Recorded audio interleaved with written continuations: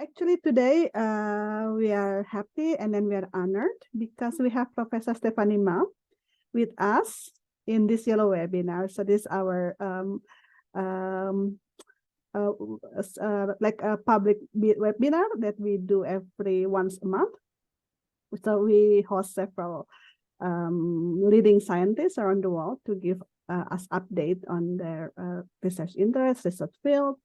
And now we are happy that we have you here because actually for my personally, so I follow your papers from the beginning, from 2007, 2008 about the cancer stem cells. And now we have Professor Stephanie Ma from University of Hong Kong.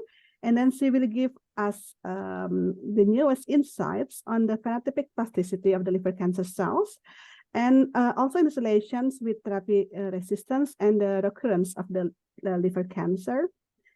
And again, I would like to thank you for your acceptance in this webinar. So let me read a little bit of your CV. So I found in the web today. So actually now, Professor Stephanie Ma is a professor and also associate director at the School of Biomedical Sciences of the University of Hong Kong. She is also principal investigator of the State Key Laboratory of Liver Research at the Yong Kong University. And then she's also an elected founding member of the Hong Kong Young Academy of Sciences and the board member of the Hong Kong Science and Technology Parks, as well as the International Society of Differentiation. So for her educational background, so Professor Ma obtained her bachelor's and also master's degree in Canada at the University of British Columbia, and her doctorate at the University of Hong Kong in 2007. As I had mentioned before, she is one of leading scientists in the field of stemness and cancer cells in liver cancer. So if you go and look for her publications, you can see that he has very excellent articles on this subject with several papers, which around 1,000 citations. So it's good, very good. And then correct me if I'm wrong, but what I read that your research interest now focuses on the identifying of novel stemness vulnerabilities in cancer using Asian prevalent tumor types of HCC. This is another interesting and excellent finding that I found, that she was listed as a top 1% of most cited scholars under the category of clinical medicines and all fields from 2010 until 2018. And she has also obtained various multiple awards, both in Asia and America. So I think the introduction is sufficient, I think. So if you agree, so we have like 45 minutes of presentations and maybe 15 minutes the rest for discussions. So please, the time is yours. Thank you. Thank you. Thank you very much. Thank you, Claudio, and thank you, Cecilia, for the very nice introduction, a very kind introduction. Thank you, everyone, for having me. It's a pleasure to connect and interact. Let me see if I can, how to share my screen. Okay, let's see. Do you guys see my screen? Is it in the right mode? I hope so. Yes. Okay, wonderful. So thank you again for the very kind introduction. It's a pleasure to have this opportunity to introduce some of my team's more recent findings in the area of how cancer stemness, or how a more de-differentiated state in cancer can contribute to therapy resistance and tumor recurrence in hepatocellular carcinoma. So as Cecilia said, I'm based in the School of Biomedical Sciences, Faculty of Medicine at the University of Hong Kong. And so I guess we don't need too much background because everyone's working on liver at most, I would assume. So just very quickly, hepatocellular carcinoma, of course, is the most predominant form of liver cancer. It's a very deadly disease with limited treatment options and a very poor prognosis. And HCC, of course, is a very heterogeneous disease, and we now know that this heterogeneity can be attributed by the presence of cancer stem cells or tumor-initiating cells. And so these cells act as the root of the disease and can repopulate the entire tumor after a certain time. And I think as Chichelia mentioned, I think it kind of revealed my age a little bit as well. So when I was first, as a PhD student, we started by identifying cancer stem cells by markers. And so I think 15, almost 20 years have passed since, the introduction of cancer stem cells. And I'm very happy to see that, the field has also been recognized, I guess, as something very as an important, I guess, as an important hallmark of cancer. So this, of course, is the original and updated hallmarks of cancer by Hannah Hein and Weinberg. And earlier last year, Hannah Hein has further updated the hallmarks of cancer and added new emerging hallmarks and enabling characteristics, of which one actually falls under the umbrella of unlocking phenotypic plasticity. Now, what phenotypic plasticity ultimately means is that basically now cells can acquire the ability to disrupt differentiation. So this can occur through multiple means, right? So you can block just a normal stem progenitor cell from differentiating into a more differentiated cell. It can be de-differentiation, where a more mature differentiated cancer cell can then reprogram or de-differentiate into a more stem or progenitor cell, and or transdifferentiation, where it can basically differentiate into a different cell type. So, but I guess at least the concept of phenotypic plasticity, or where cells can be able to transit from a more stemness to a more differentiated and back to a more stemness state, is recognized as an important hallmark of cancer. And I'd like to stress that we now know that this plasticity is a state, right? So cancer cells are very clever. They can transit in and transit out of the state, like very much like epithelial mesenchymal transition, right? So of course, this will make it a little bit harder to target, right, in the clinic. But we know that heterogeneity and the state in cancer, it's very important. So this slide, I guess, summarizes a bit of the milestones of cancer stemness-related discoveries in liver cancer, with some of my team's research work highlighted and cited.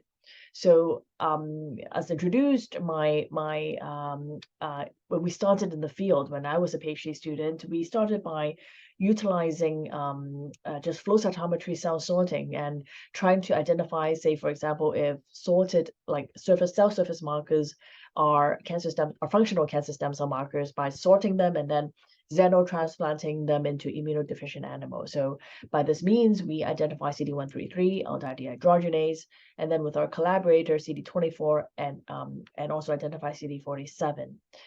And of course, this we know has, of course, its disadvantages, like sorting them and then xenotransplanting them, because we're really taking the cells out of its context and then putting them into immunodeficient mice. And so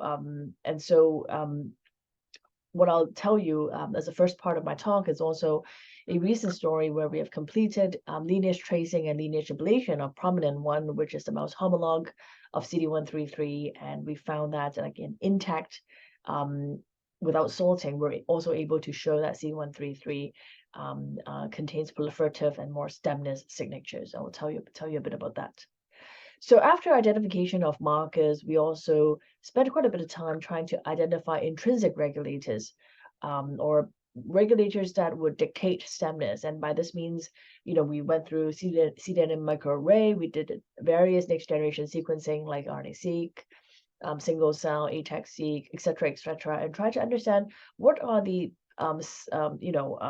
secretory molecules, kinases, signaling pathways that are important to maintain a cancer cell at a more stemness state. And so we identified a number of things, and some of these actually resulted into, I guess, proof of concept therapy, like including a humanized neutralizing antibody that we were able to target the secretory molecule annexin-A3, which in a series of publications, our team have shown that annexin-A3 overexpression is critical in maintenance of stemness, and it can also confer not only cisplatin, but also sorafenib and lenvatinib resistance in HCC.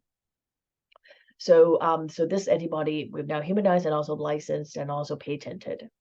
Another story that I would also wanted to tell, it's of repurposing evenprodil. So very quickly, again, this is also something that has been published a couple of years back in collaboration with a colleague of mine in the school, Dr. Alan Wong. He's a synthetic biologist, and he has expertise in combinatorial CRISPR genetics. So basically what he did was he built a barcoded CRISPR library against, I think it was 35 stemness genes that we handpicked and known to be critical to dictate stemness in HCC. And then did a combinatorial screening. So, we could have done this by one, but it would have been very time consuming. So he was able to do this a combination screening, and this was a two-wise comparison. But essentially what he can do is actually, three-way or even four-way combination screening as well. But for this paper, what we did was we did a combination, two-way combination screening. And from this screening, we were able to show that targeting NMDAR1, which could be targeted by evenprodil, and in combination with targeting FLT4, FGFR3, which are targets of sorafenib, can basically work synergistically. So basically, evenprodil can be used as an adjunct to sorafenib for liver cancer treatment. So we have demonstrated in a combination treatment in HCC cells, patient-derived xenografts, and also immunocompetent and immunodeficient mouse models. And mechanistically, we were able to show that targeting NMDAR1 along with FLT4, FGFR3 by evenprodil and sorafenib can increase ER stress. It can also suppress Wnt signaling and stemness, which would result in the enhanced efficacy in HCC treatment. So also we recently just also patented this, and it's interesting because evenprodil is used as a vasodilator in humans. So we know that it's actually safe for human use. So we think that that's why it's very critical that hopefully we can show that evenprodil can be repurposed for use in combination with sorafenib for HCC treatment. Another study that we are just completing, but it's not unpublished. It's not published yet. Is also on this very interesting oncofetal protein called AGPAT4. Now, what AGPAT4 does is an acyltransferase which converts LPA to PA, which is phosphatidic acid, and so it's an important metabolism gene. And as you know, liver is a metabolic organ, and HCC is a metabolic disease. So at that time, we were very interested in trying to understand how metabolism and stemness are linked.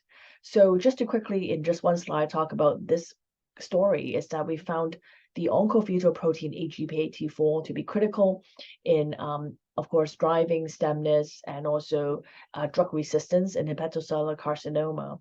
But what is interesting is in that latter part of the study that we're trying to complete, we collaborated with a chemical biologist, Clive, at Hong Kong U as well, that so basically what he did was he basically used his chemoproteomic strategy using activity-based protein profiling, screening for active cysteine residues on AGPAT4 for targeting.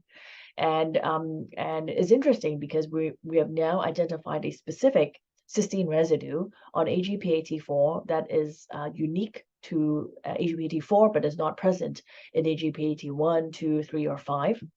And targeting this specific cysteine residue by the small molecule compound CL26 can basically work synergistically with sorafenib. You can see that at 1 mg per kg is a low concentration or even high concentration of CL26, 10 mg per kg.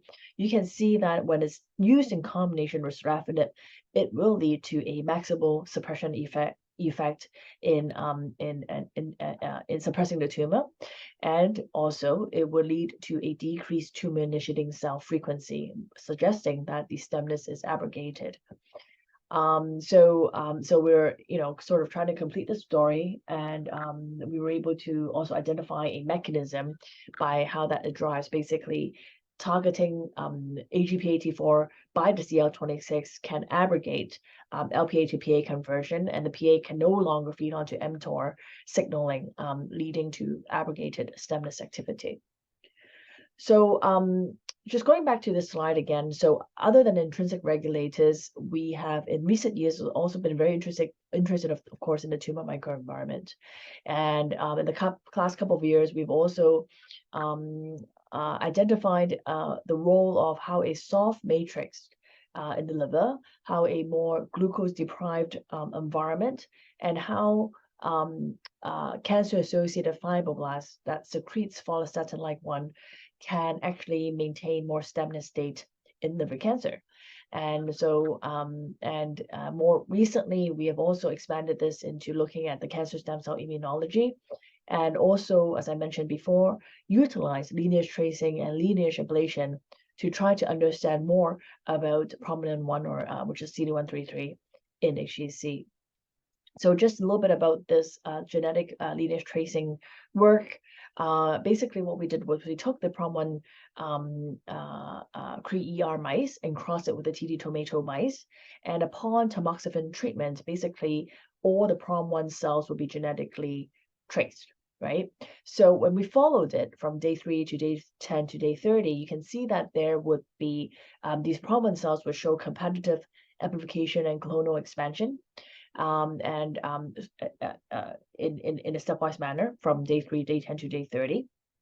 And then you can see that these PROM1-derived TD tomato HCC cells would show higher proliferative capacity, as evidenced by their increased ability to pick up PRDU and also Ki67 staining. And TD tomato positive HCC cells would also have a higher plating efficiency when we plate them as organoids. And when we sort the TD tomato positive and negative cells and then re-injected them into the spleen by allotransplantation, you can see that the TD tomato positive cells would have a higher estimated repopulating frequency than as compared to the TD negative cells or the unsorted cells. So suggesting that, you know, these cells do exhibit cancer stem-like properties. Other than lineage tracing, we also did a lineage ablation study where we took the same PROM1 CRE-ER mice and crossed it with DTA mice. Basically, when tamoxifen is added, all these PROM1 lineage cells would be killed. And by this means, we were able to show that the PROM1 depletion would lead to impeded HCC tumor growth, as evidenced by a decrease in number of nodules per liver. These are the cancer nodules per liver, and also the volume of the tumors in the liver as compared to the control. You can also see that these PROM1 depleted tumors would exhibit decreased expression of Ki67, so they're less proliferative.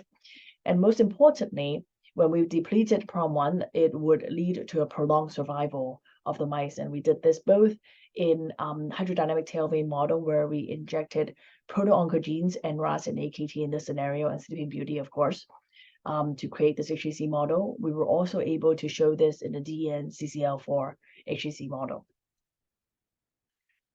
Then as the latter part of the study, we turned to single-cell RNA sequencing, where we then tried to understand what are the basically properties of these PROM1 cells. So we showed that actually these PROM1 cells in the HCC tumors are quite heterogeneous. And if we try to subcluster them, they can be classified into 4 subclusters, where it would follow a trajectory from C3, C0, C2, and C1, and this is by velocity analysis. And if we look at these key differentiation, key hepatic differentiation genes and what they regulate, basically you can see that in the C2 and C1 subcluster, these clusters of basically genes that are regulated by these differentiation markers are decreased as compared to C0 and C3, suggesting that the C1 and the C2 are less differentiated and more stem-like than as the C3 and the C0. You can also see that the C1 would have increased epithelial mesenchymal transition signature. They would be more proliferative, and they would also be more similar to embryonic stem cell-like state, suggesting that these cells are more, of course, proliferative, they're more stemness, and they actually are more mesenchymal than epithelial as compared to the C3 state. But most interestingly, because this is all in mouse, right? So most interestingly, we were able to actually show this correlation in humans, where we showed that the more stem or the less differentiated states as C1, they would actually best correlate with the advanced HCC tumor stage in humans, whereas the less stem and more differentiated C3 or C0 subcluster would actually best correlate with the least aggressive adjacent non-tumor livers that is adjacent of the HCC. So we would see that the subcluster signature correlated well with clinical grading. Then we try to identify, okay, these are 4 PROM1 subclusters, but are there anything in common between these 4 subclusters that we can see? So we went to try to identify conserved upregulated genes in the TD tomato positive HCC cells. And by this means, we were able to identify 800 plus genes that are common between the 4 subclusters. And if we segregate these genes into high and low, we were able to see that the human HCC cells that have high expression of these genes would have worse prognosis than those patients that have low expression of these genes. And you can see that these genes are actually most, when we did the pathway analysis, they are enriched for activated oxidant detoxification system. So we went ahead and tried to functionally validate this, and we used ROS induces H2O2 and also BCNU, which is a glutathione reductase, right? And we were able to see that upon treatment of H2O2 and BCNU, the TD tomato positive cells would stay alive better. And this is done both in vitro and also in a vivo model, where you can see that upon BCNU treatment, the TD tomato positive cells will still be enriched, and that there will be the TD tomato cells will also be less apoptotic. And basically suggesting that the TD tomato cells are more resistant to oxidative stress, and basically it acts as a protective mechanism, allowing them to survive in a stressed environment. So shifting gears a little bit, but still focus on this topic is it's on CD133. So you would think that, okay, well, CD133 is so important, why don't we just target it, right? But unfortunately, CD133, it's not specific for HCC. And we know now that CD133, it's also expressed, say, for example, in the regenerating liver. It's also expressed in the fetal liver. So I have always consistently been asked, how do you know that, how can you target something that is also expressed in the normal liver stem progenitor cells? So, so this is what we tried to, set out to do. Well, first of all, we found that, CD133 is resistant to 5-fluorouracil and cisplatin chemotherapy. So you can see that using, again, the mouse model, if we treat basically the cells with 5-fluorouracil or cisplatin, it would lead to an enhanced PROM1 expression. And then if we target PROM1 with a DTA model in combination with 5-fluorouracil, you can see that the combination treatment will lead to the biggest suppression of the tumor, and also the most decreased in the tumor initiating cell frequency, as indicated by the purple here. And however, I think it's very important to note that if we just treat the tumors with 5-fluorouracil alone, which is a control, okay, you can see that not only did it not lead to a decrease in tumor, it would actually enrich for a tumor initiating cell frequency, suggesting that the CD133 or the stemless population is enriched, leading to a more likelihood of tumor recurrence. So as I mentioned, CD133 is also expressed in the liver regeneration. So what we did to try to understand better things that are unique to HCC CD133 but not regenerating liver CD133. So we went to mouse models, again, using the NSCCL4 as one HCC model and the NRAS-AKT as the second HCC model. And we compared it to mouse that were fed with DDC diet, which would then induce liver regeneration. So we did a very simple bulk RNA sequencing analysis and tried to identify things that were unique to the HCC models, but not in the DDC diet model. And by this means, we were able to identify SPINK1, which is a secretory molecule. Now, we were able to validate this, right, this finding. So you can see that this is PROM1. This is SPINK1, and SPINK1 in the sorted PROM1 positive or the PROM1 negative cells. So you can see that SPINK1 is elevated in the PROM1 of the two HCC mouse models, but is not differentially expressed in the PROM1 positive as compared to the PROM1 negative in the DDC diet.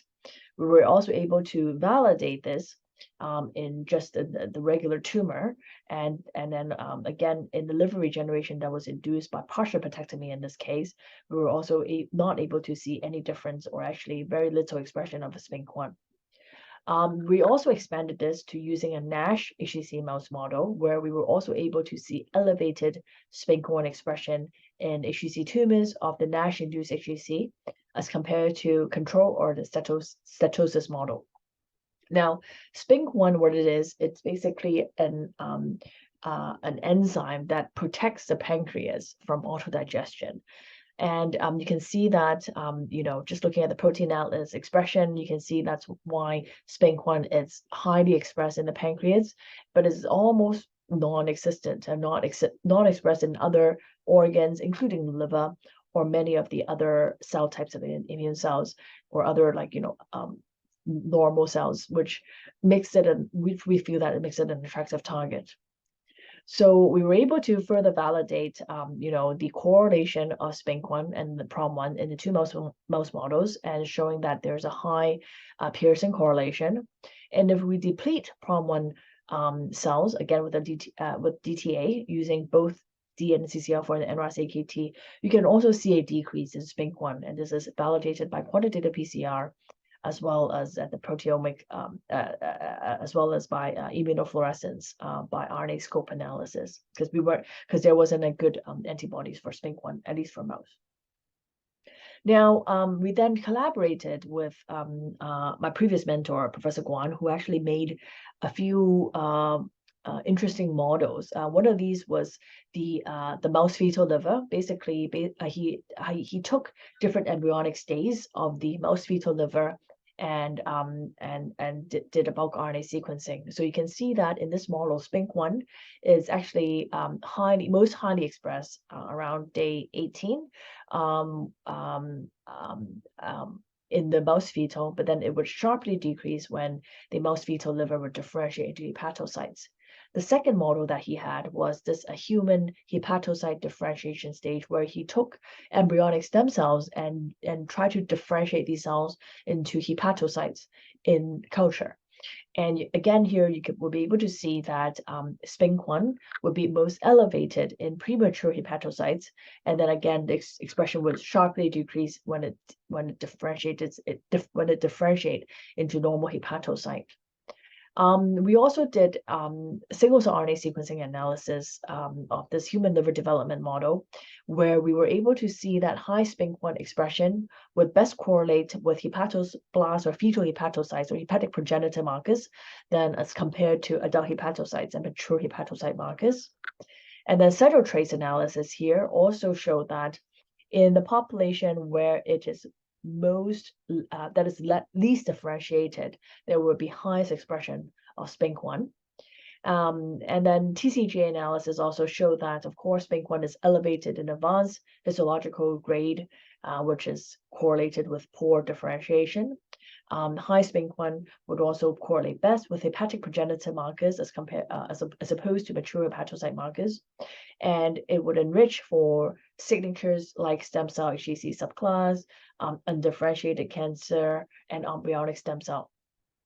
And of course, high high SPINK1, it's also elevated with high stemness signature. This is, I think this was the mRNA stemness index, and this was published in a Cell paper.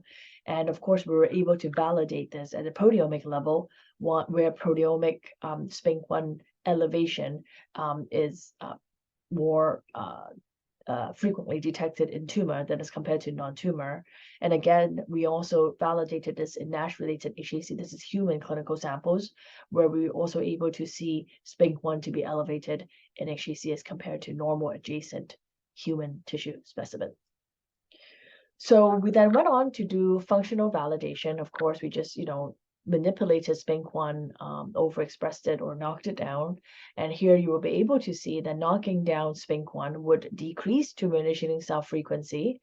It would decrease tumor incidence and increase the time that is needed to develop tumors. And it would also lead to a decreased tumor initiating cell frequency. And this is done by limiting dilution and serial transplantation into immunodeficient animals. Most importantly, knockdown of SPINK1 would also increase survival of HCC mice. And we were also able to see that if we knock down SPINK1, it would sensitize HCC cells to both chemotherapy, 5-fluorouracil, and cisplatin. And other than the knockdown model, we were also able to show this in an overexpression model, and also using recombinant SPINK1, because as I mentioned, SPINK1 is actually secretory. And so we were also able to show this using recombinant in treating this HCC cells that have low SPINK1 expression with a recombinant SPINK1. So we also wanted to try to understand, okay, SPINK1 is secretory, then how does it actually enter the HCC cell? So we were able to identify EGFR to be the receptor of SPINK1, where we were able to show the binding of these two by co-IP. And we also did rescue experiments where we knock down EGFR, and basically the oncogenic effects of recombinant SPINK1 would be abolished and reversed. And this is evidence in a self-renewal tumor initiating cell frequency assay, also by sensitivity to 5-fluorouracil and cisplatin, etc. And we were able to also show that SPINK1 and EGFR would co-localize by multiplex immunofluorescence staining.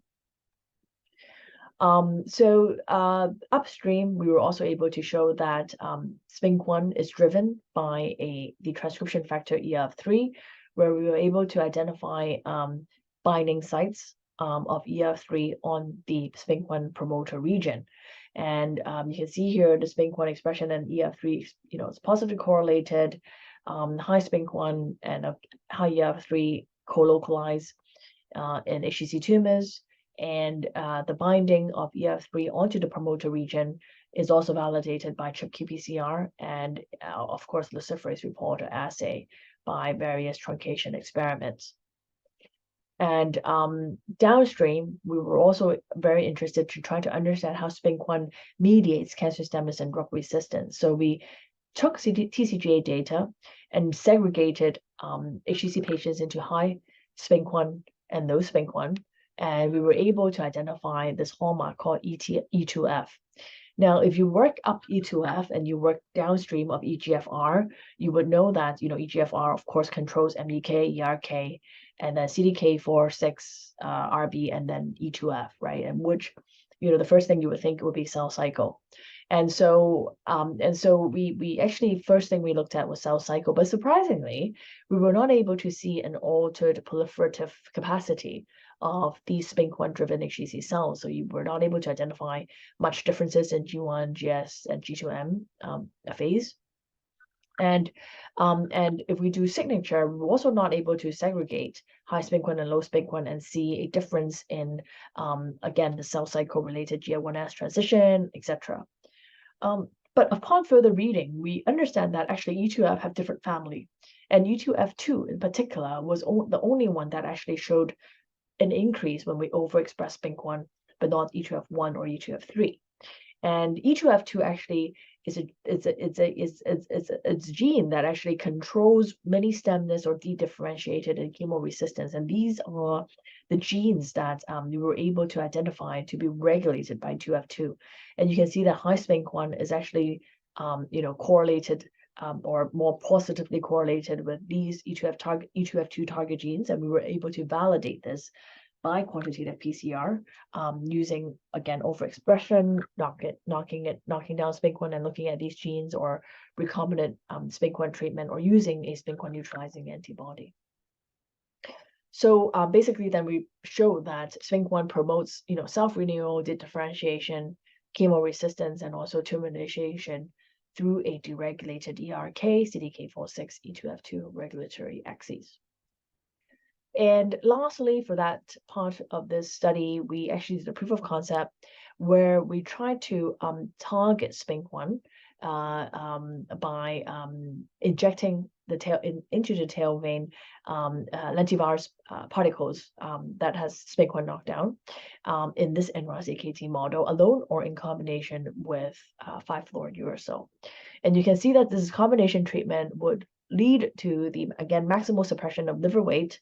It would extend survival and also lead to a decrease in tumor initiating cell frequency. And most importantly, you can see that in the combination treatment, it would also decrease expression of stemness markers as well as the E2F targets, and would increase differentiation markers, suggesting that indeed, if we do this combination treatment, it would reverse the stemness state to a more differentiated state in cancer. So for this work, we have just recently, actually, the work is just recently accepted, and it's done by a very talented PhD student of mine who will be moving to Bristol for her postdoc training. And so essentially what we found was SPINK1 or EF3-driven SPINK1 is very important in maintenance of a stemness or more dedifferentiated in cancer, where SPINK1 would bind to EGFR and activate this, the E2F2 regulatory axes. And what we're working on now is also looking at generating a hybridoma, which we have now shown preliminary have neutralizing antibody function. And so, so this is what we're working on at the moment. So just a very last bit of this presentation, I also wanted to share a bit of some unpublished work.